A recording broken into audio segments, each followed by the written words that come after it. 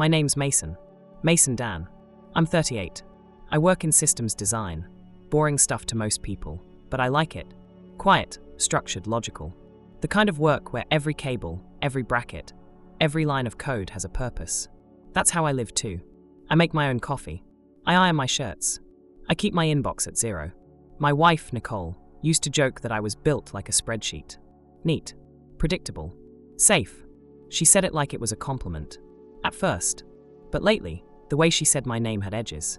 More son. Like she was chewing it before spitting it out. The truth. I'd felt it coming. The distance. The silence. The secret smiles she gave her phone. She started coming home late. Said it was work. Always tired. Always somewhere else. And then my uncle passed away. We weren't close in a mushy way, but we understood each other. He was a Vietnam vet turned carpenter. Quiet. Brilliant with his hands. Never trusted banks. Never liked crowds. And when the attorney called to tell me he'd left it all to me, I just sat there.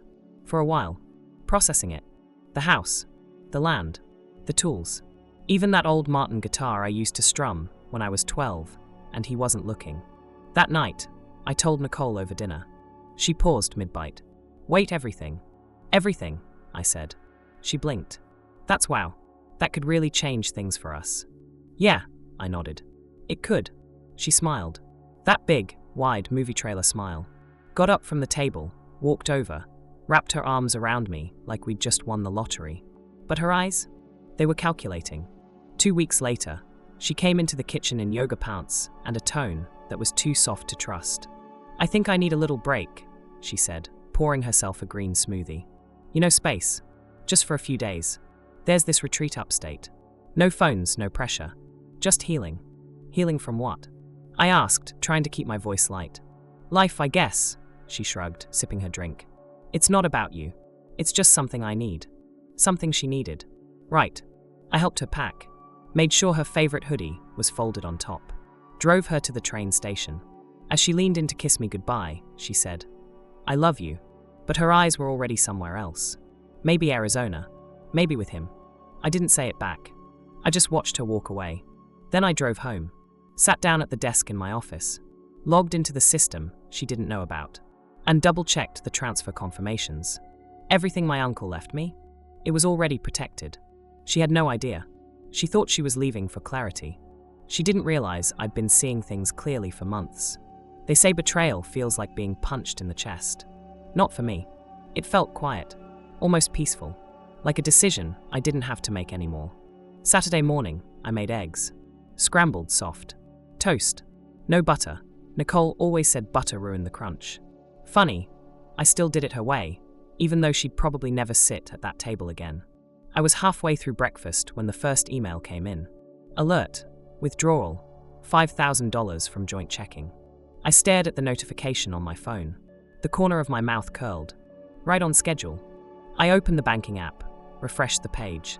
Less than 30 minutes later, another $5,000. Then another. She was playing it slick, breaking it into chunks.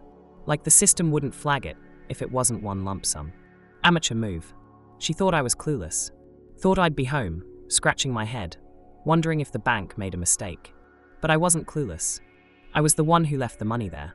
You see, 3 days before Nicole left for her little retreat, I moved every dime of the real inheritance into a secured trust. Bulletproof. My name only. Ironclad. The joint account? Just a decoy. A stage I set, lights on, curtain up, waiting for the show to start. And now, she was dancing right on cue.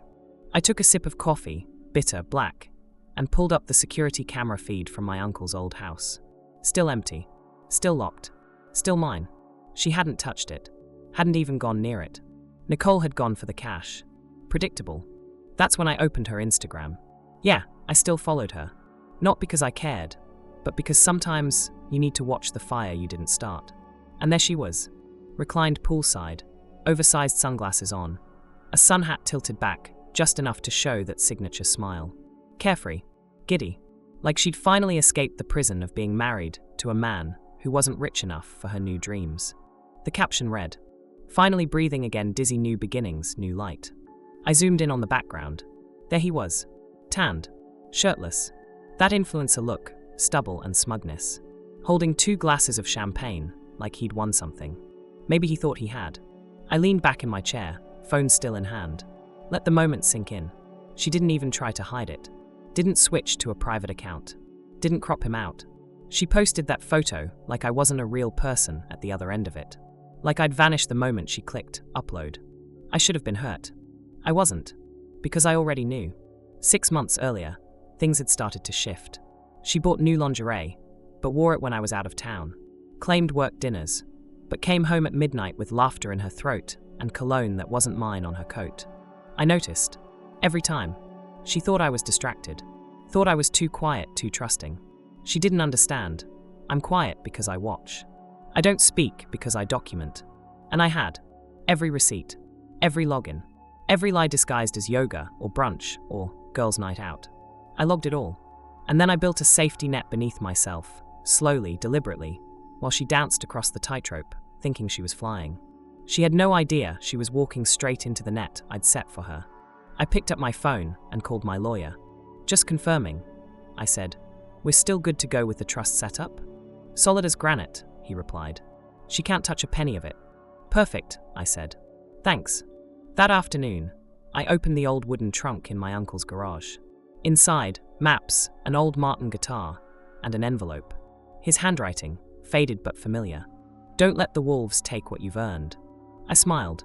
That evening, I booked a one-way ticket to Arizona. Not the resort she was staying at, a nicer one, on the other side of town. I wasn't going there to fight or scream or beg. I had a better plan. I wasn't chasing her. I was delivering the truth. Wrapped in silence. I didn't pack much. One duffel, a black button-down, my grandfather's watch, and a document folder I'd been quietly adding to over the past 5 months. No confrontation, no speech, just signatures, statements, and timing. The flight to Arizona was uneventful. Middle seat, no meal, the guy next to me watching a movie with the volume too loud.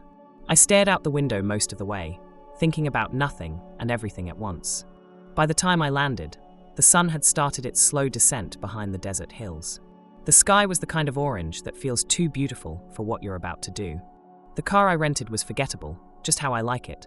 I drove straight past the resort Nicole was staying at. I didn't even slow down. Instead, I checked into a quieter spot 10 minutes away. No Instagram backdrop, no couples spa package. Just a king-sized bed, a working AC unit, and a view of the red rocks. At 8:43 p.m., I walked into the lobby of her resort. The concierge looked up, smile automatic. Checking in. Just dropping something off, I said, lifting the envelope.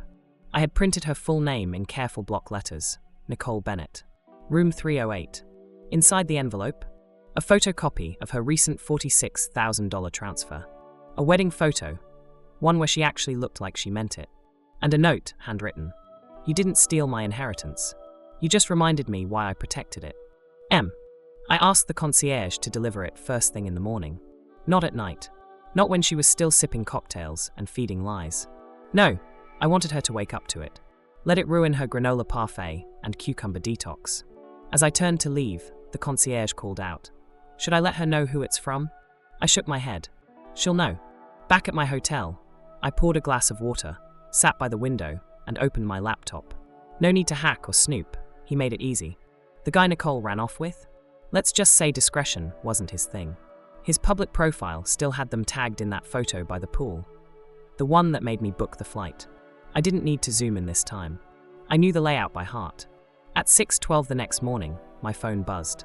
Unknown caller. I let it ring. Then again. Another call. Then texts. 5 in a row. Mason, what is this? Why are you doing this? You're being cruel. I was confused, okay? Just call me. I didn't answer. At 7:30, the text stopped. At 8:02, a new post went up on her story. A blurry picture of the sunrise, no caption. At 8:15, I saw her storm out into the resort courtyard. Phone in hand, scanning faces, heart racing like she expected me to appear out of thin air. But I was nowhere she could find. She wanted spectacle. A big, dramatic fight so she could play victim. Instead, I gave her silence and documentation. Because I wasn't here to scream. I was here to end the story, my way. She walked in like she still lived there. Didn't knock. Didn't text. Just turned the key like nothing had happened. But it wasn't her key anymore. and it definitely wasn't her home. The first sound she made was a sharp inhale. That kind of startled breath people take when they realize the air's different. Quieter, colder, not theirs. No coats, no rugs, no bookshelf. Even the framed wedding photo she once insisted hang by the door, gone. Only one thing remained. A sleek manila folder, centered on the dining table like a letter from a ghost. I wasn't there. That was intentional. Let the walls talk for me. The folder held trust documentation. Everything my uncle left me, now safely walled off. A copy of the property deed, her name absent. Financial disclosures showing her transfer. And the proof it came from an account created just to catch her. A notice of legal separation, signed by my attorney. And one more thing, a check for $5,000, made out to her. Final offer. She called that night. I didn't answer. She tried again the next morning. Texted me. You cleared the whole house? What the hell, Mason? Then another. You're being insane. This isn't how grown-ups handle things. Then, can we just talk? And finally, you humiliated me. So I replied, just once. You did that all by yourself. 2 hours later, she showed up at my lawyer's office. Unannounced, dramatic, teary. Said I was being vindictive. Said I was throwing away everything over one mistake. He didn't engage. Just slid the paperwork across the table and said, you should read this before deciding what you're owed. I don't know if she cried when she saw it. I like to think she didn't. Not right away. I think she stared at it, stunned into silence, slowly realizing that the plan she thought she'd run off with had never existed. The house. Sold. The accounts. Closed. The future she thought she could reshape with someone else's money. Redesigned without her name in the blueprint. That evening, I came back to the apartment. Now my new place by the coast. The sunset was sliding behind the ocean, soft and golden. I opened a bottle of wine, poured one glass, and I left the check sitting on the counter, uncashed, unclaimed. Just like her apology would be. It's strange how silence can feel full when it's the right kind. There's no more checking my phone for her name. No second-guessing a laugh across the room. No walking on glass in my own house. Just stillness now, the kind you can breathe in without coughing up resentment. I've been living by the coast for a little over 3 months. Small place, 2 bedrooms, one for me and one for the guitar collection I promised I'd tune up, but mostly just look at like old friends. The ocean's a 5-minute walk from my door. Some nights I fall asleep to it. My days, they're simple. Coffee at the diner. Local paper under my arm. The barista knows my order now. Black with a splash of cream. Says I look more rested every week. I started painting again. Badly, but happily. I hung one on the hallway wall. It's crooked, and I kind of love that. As for Nicole, I don't wonder where she is anymore. Not out of anger. Just indifference. That chapter closed with a signature and a check she never cashed. I found her letter in the bottom of a drawer last week while looking for batteries. The one she wrote right after everything blew up. It was full of soft regrets and half-owned mistakes. I didn't reread it. Just held it for a second, then slid it back between 2 old receipts. Because here's the truth. She thought the inheritance was about the money. The house. The land. But what I really inherited was far quieter. And far more valuable. Patience. Boundaries. The ability to walk away before breaking. And a deep, steady understanding of what I will never tolerate again. I used to think love meant sacrifice. Now I know.